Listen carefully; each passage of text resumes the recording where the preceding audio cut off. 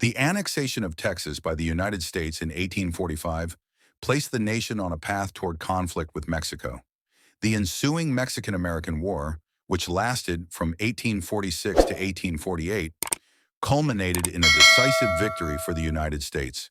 The conflict concluded with the Treaty of Guadalupe Hidalgo in 1848, which resulted in the transfer of over 500,000 square miles of territory from Mexico to the United States. This acquisition, combined with the land obtained through the Gadsden Purchase in 1853, allowed the U.S. to claim territories that now encompass the entire states of California, Nevada, Utah, Arizona, and New Mexico, as well as portions of present-day Colorado and Wyoming. The California Gold Rush of 1849, followed by a subsequent gold rush in Colorado in 1859, attracted a significant influx of Americans to these newly acquired territories, underscoring the value of their mineral resources. Although the secession of southern states and the establishment of the Confederate States of America in February 1861 shifted focus primarily to the Eastern Front, Brigadier General Henry Hopkins Sibley, a former major in the 2nd U.S. Dragoons, obtained authorization from Confederate President Jefferson Davis to assemble a brigade of 3 regiments of Texas Mounted Volunteers with the aim of capturing New Mexico from Union forces. Sibley contended that New Mexico was inadequately defended and disorganized, believing that a Confederate contingent could sustain itself by seizing supplies from Union-held forts and depots within the territory. Essentially, he envisioned conducting a cost-effective campaign. Meanwhile, a battalion of the 2nd Texas Mounted Rifles, led by Lieutenant Colonel John R. Baylor, took the initiative by gaining control of southeastern New Mexico after defeating a Union force of 380 soldiers commanded by Major Isaac Lind in a battle near Fort Fillmore on July 24, 1861. Following this victory, Baylor proclaimed the establishment of the Confederate Territory of Arizona, with its capital situated in Missoula. Confederate Arizona was theoretically defined as encompassing the entirety of the Union New Mexico Territory situated below 34 degrees latitude. However, actual Confederate authority was restricted to the areas surrounding Missoula and Tucson. Confronted with assaults from Native American groups in a Union advance on a small battalion, Baylor found himself unable to progress further. He subsequently requested reinforcements to strengthen Confederate control over the region and to pursue further conquests. The limited United States Army was primarily needed in the Eastern Front, where Union forces were already grappling with significant military challenges. Consequently, little attention was given to the threats facing the Western territories. The concentration of Army regulars resulted in the depletion of garrisons at most U.S. Army forts in the West, leaving only the most critical posts operational. Encouraged by the withdrawal of U.S. forces, Native Americans swiftly sought to exploit this opportunity, creating a situation where both Union and Confederate forces faced multiple adversaries. Despite the various threats to New Mexico and the deterioration of U.S. Army organization due to the resignation of numerous Southern officers, Union forces maintained a strong presence in the core of the territory, particularly in the valley of the Rio Grande. Under the capable leadership of Colonel Edward R. S. Canby, Union regulars, volunteers, and militia assembled at Fort Craig along the Rio Grande River, strategically positioned to obstruct any Confederate advances from the north. As Canby organized his troops in New Mexico, Brigadier General Sibley mobilized the 4th, 5th, and 7th Texas Mounted Rifle Regiments, along with 3 artillery batteries, to form his newly established Army of New Mexico. The regiments were primarily recruited from southeastern Texas, but they faced immediate challenges regarding horses and equipment. Supplies captured from Union forces were quickly depleted, leading many soldiers to bring their own horses and weapons. Additionally, there was a scarcity of rifles, resulting in many Confederate soldiers being armed with shotguns, which were of limited effectiveness except at close range. Some military units even commenced their campaign equipped with traditional European-style lances. In October 1861, Sibley reorganizes his brigade-sized Army of New Mexico into smaller groups for the westward movement, primarily due to the limited availability of water along the route. The primary aim of Sibley's New Mexico campaign is to capture the Union-controlled New Mexico territory, with the substantial supplies at Fort Union as the ultimate goal. However, Sibley harbors more ambitious aspirations. He is convinced that Southern California is home to numerous secessionists who would eagerly overthrow the existing government and align with the Confederacy if given the chance. Additionally, the mineral resources from the gold and silver mines in Colorado, California, and other western regions could potentially finance a Confederate struggle for independence, should these territories be acquired. The capture of California also presents the opportunity to gain access to unblocked ports on the Pacific, such as Los Angeles and San Francisco. These objectives are assigned to Colonel James Riley of the 4th Texas Mounted Rifles, who is tasked with leading a diplomatic mission into Mexico, while Sibley and his forces advance northward. Given the vast areas involved and the limited size of the Confederate contingent, the chances of success heavily rely on the backing of local populations and, crucially, on securing supplies to sustain the campaign.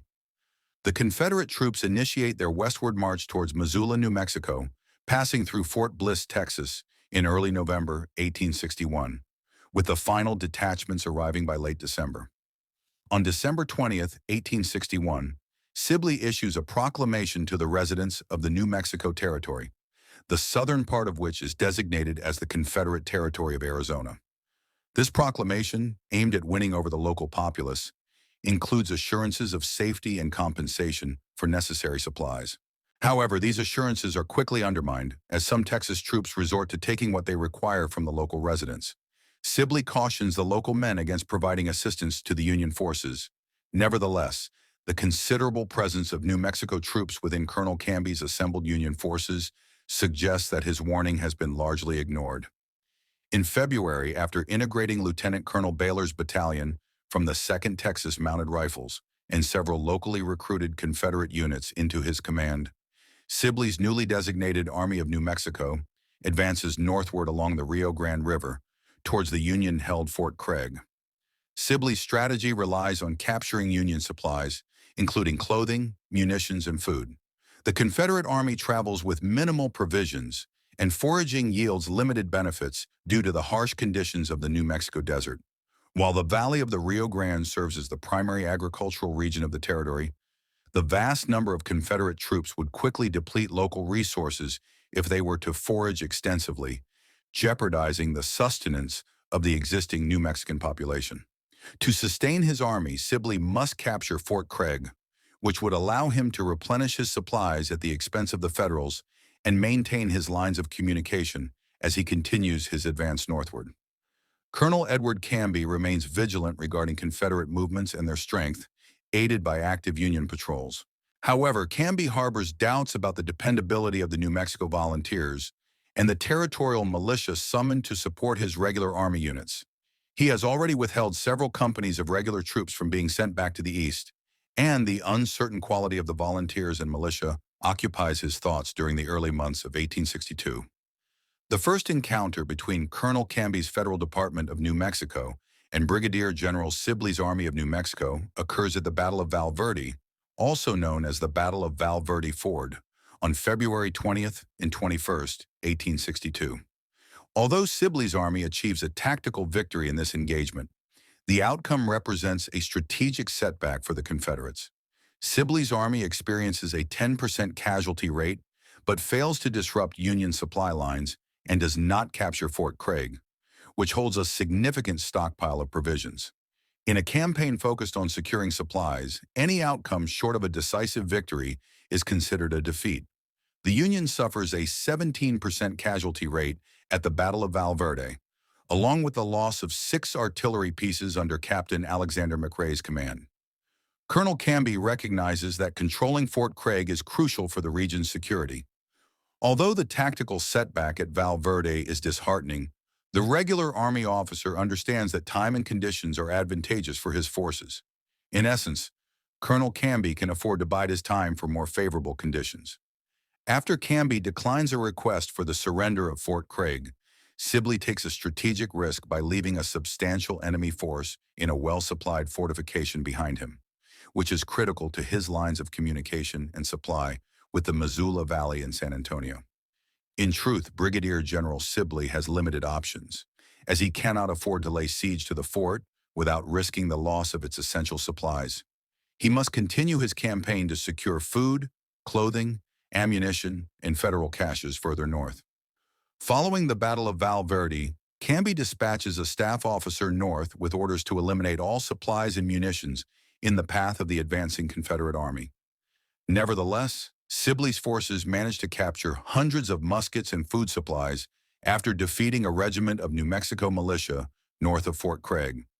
The Texas troops discover an empty supply depot at Povodera and proceed with their advance to Albuquerque, which they occupy on March 2nd. When combined with additional provisions seized in the area, Sibley estimates that the supplies taken from Albuquerque will sustain his troops for 3 months. Continuing their march northward, Major Charles Piron's battalion of the 2nd Texas Mounted Rifles occupies Santa Fe on March 13th. The Texas soldiers endure significant hardship due to the frigid winter nights, particularly as they are without sufficient tents and overcoats to shield them from the harsh overnight conditions. At this stage in the campaign, combat has diminished to minor skirmishes, allowing General Sibley to take the opportunity to rest his troops before continuing their march northward. While Sibley focuses on replenishing his forces by utilizing federal supplies and ensuring his men recuperate, Union forces in the Colorado Territory advance southward to confront the Confederate invaders. Colorado had previously dispatched 2 companies to support the Union in New Mexico, one of which suffered destruction during a lancer charge by the 5th Texas Mounted Rifles at the Battle of Val Verde. Misleading reports regarding the annihilation of this company prompted the territory to take action.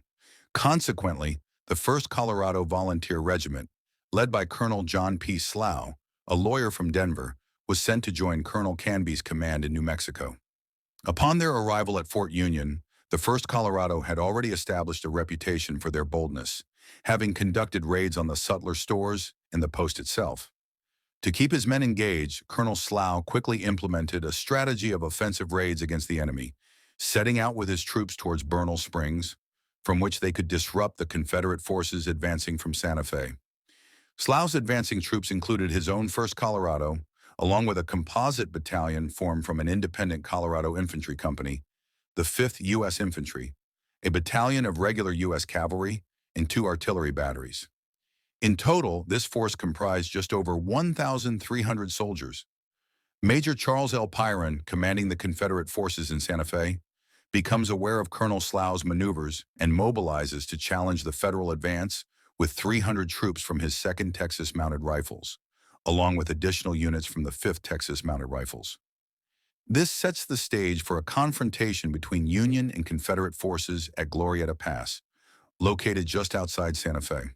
The Confederates established their camp at Johnson's Ranch, situated near the entrance of Apache Canyon. Concurrently, Colonel Slough designates Major John Chivington to spearhead a contingent of 400 men on a raid toward Santa Fe.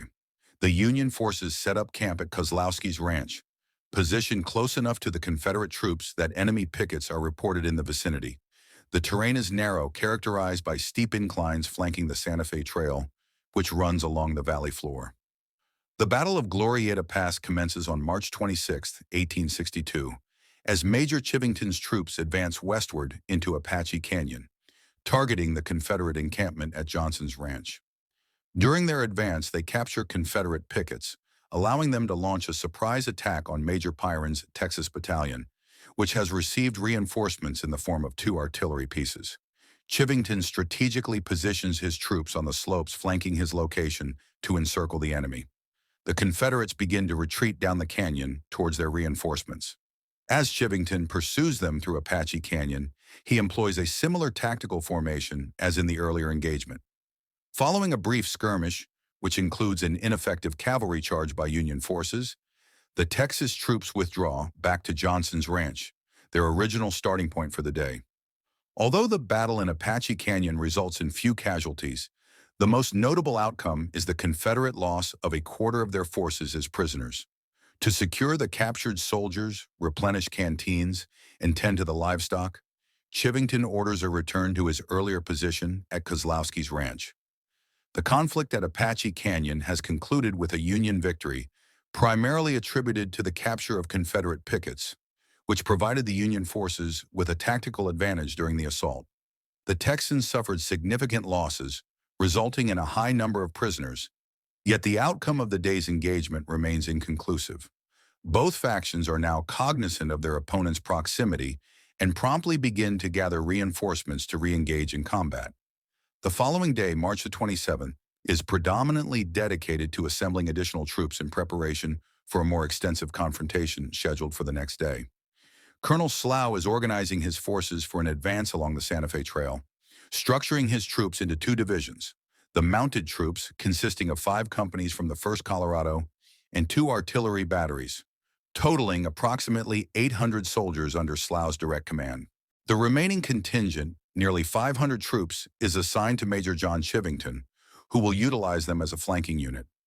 Concurrently, Major Perron's command receives reinforcements from a battalion of the 7th Texas Mounted Rifles and a majority of the 4th Texas Mounted Rifles, led by Lieutenant Colonel William R. Scurry, who takes overall command of the Confederate forces, which now comprise around 1,200 troops. Colonel Slough directs Major Chivington's column to march southwest while he leads the main body through Glorieta Pass. On the morning of March 28th, Federal cavalry encounters the advancing Texas troops, marking the resumption of the Battle of Glorieta Pass. In contrast to the earlier skirmish at Apache Canyon, the Confederates now take the initiative, compelling the Union forces under Colonel Slough to adopt a defensive stance as they brace for the anticipated flank assault from Chivington's battalion. Slough positions his troops on either side of the road at Pigeon's Ranch, with the 2 artillery batteries strategically placed in the center. The Union commander seeks to outflank the attacking Confederates by advancing a company on both sides of the slopes adjacent to the road. The attempt ultimately falters as the Texan counteroffensive pushes the Union companies back toward the artillery positioned at the center of the line. The initial Colorado troops retreat to Pigeon's Ranch, where Slough begins to dismount portions of his cavalry reserve to bolster his infantry on the flanks. While the Union forces on the right manage to repel a Texan assault, the Federal right flank succumbs to another wave of attack, leaving the 2 Union batteries at the base of the pass vulnerable to intense fire. The Federal forces retreat for a second time, relinquishing Pigeon's Ranch to Scurry's troops. They regroup at Kozlowski's Ranch, the site of their encampment 2 days earlier. Throughout the Battle of Glorieta Pass, Colonel Slough remains in anticipation of updates from Chivington's flanking unit. The objective of the columns was to execute a flanking maneuver, and although the Union forces maintained their organization during the retreat, Scurry's Texans achieved a tactical victory and retained control of the battlefield. Both Slough and Scurry keep their supply trains relatively close during the engagement, with the Federal train positioned directly behind the front lines. Indeed, the Union wagons come under fire during the withdrawal, resulting in the destruction of 2 wagons to prevent them from being captured by Confederate forces. To safeguard his own logistical resources, Scurry secures his supply train at Johnson's Ranch, situated miles to the rear, where it is believed to be safe from Union capture. In the expansive and sparsely populated region of New Mexico, the success of both sides in the conflict is heavily reliant on their supply lines. Prior to Slough's troops advancing westward, on the morning of March 28th, Major Chivington's battalion moved toward the southwest.